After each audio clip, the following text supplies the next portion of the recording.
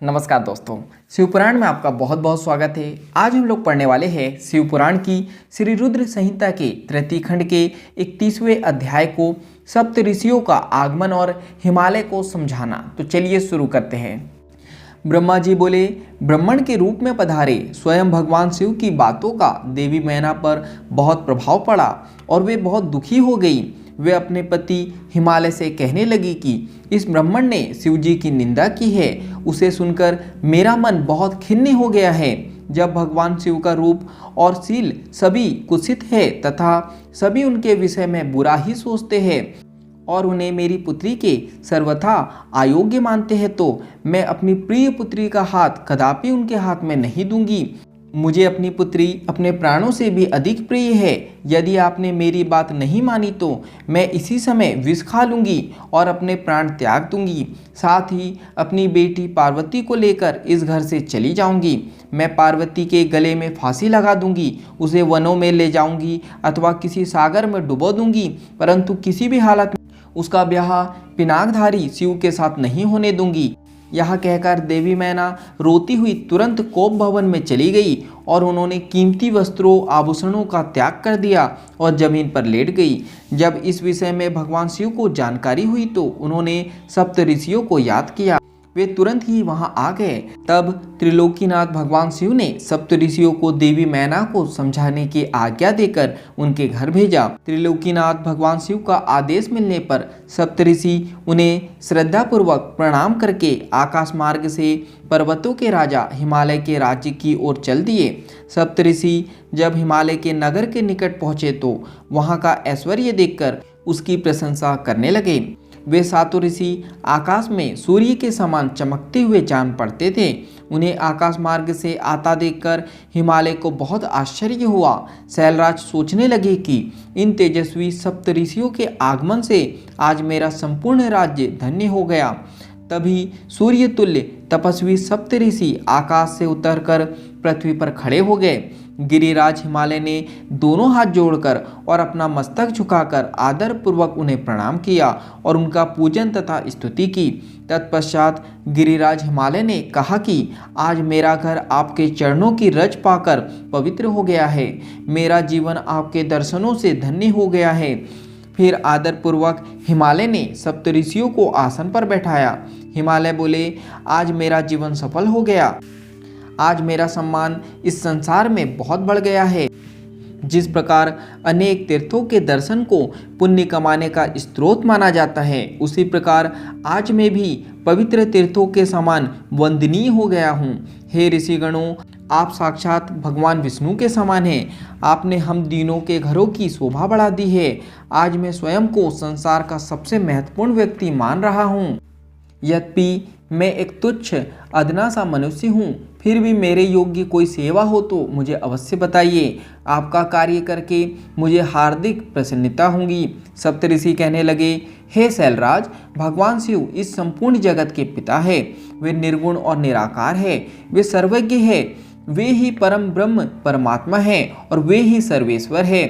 वे ही इस जगत का आदि और अंत है। आप भली भांति त्रिलोकीनाथ भगवान शिव के विषय में सब कुछ जानते ही हैं। वे भक्त वत्सल है और सदा ही अपने भक्तों के अधीन है।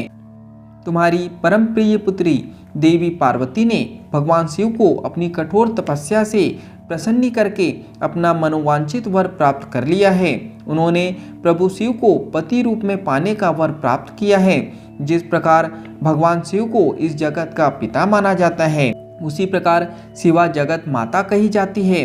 अतः आप अपनी कन्या पार्वती का विवाह महात्मा शिव शंकर से कर दीजिए। ऐसा करके आपका जन्म सफल हो जाएगा और आप गुरुओं के भी गुरु बन जाएंगे।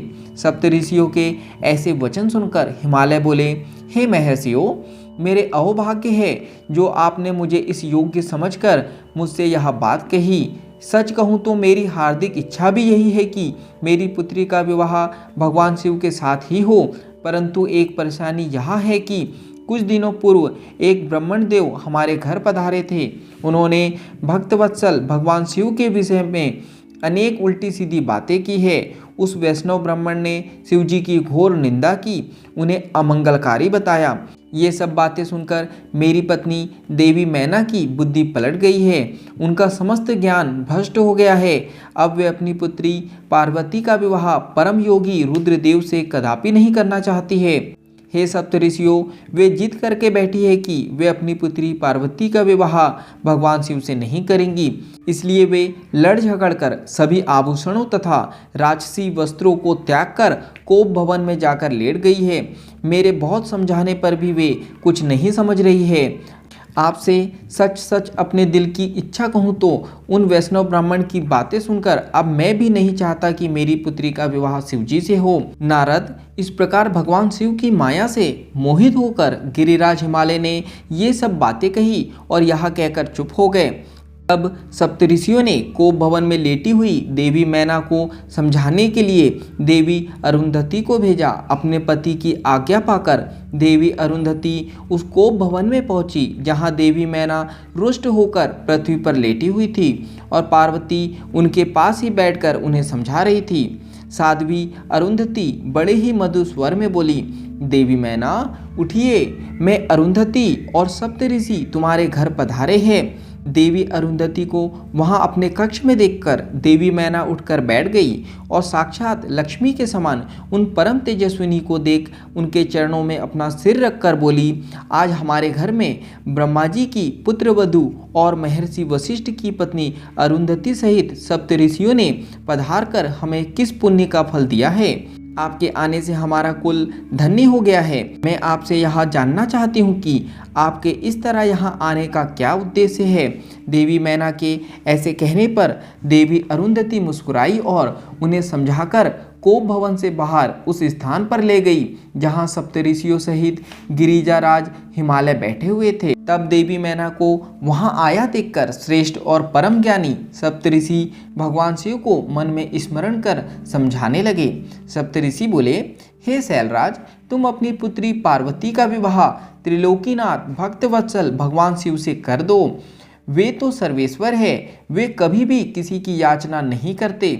जगत की रचना के स्रोत ब्रह्मा जी ने तारकासुर को यह वरदान दिया है कि केवल शिवपुत्र के हाथों ही उसका वध होगा। इस समय तारकासुर के कारण तीनों लोकों में हाहाकार मचा हुआ है। उसने देवराज इंद्र सहित सभी देवताओं को स्वर्ग से निकाल दिया है, साथ ही वह निर्दोष लोगों का भी शत्रु बन बैठा है।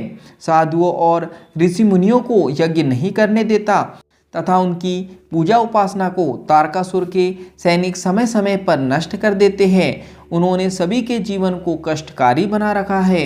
इस संसार में व्याप्त बुराइयों और दुष्ट प्रवृत्तियों के विनाश के लिए संहारक रुद्रदेव का पुत्र ही सबसे उपयुक्त है।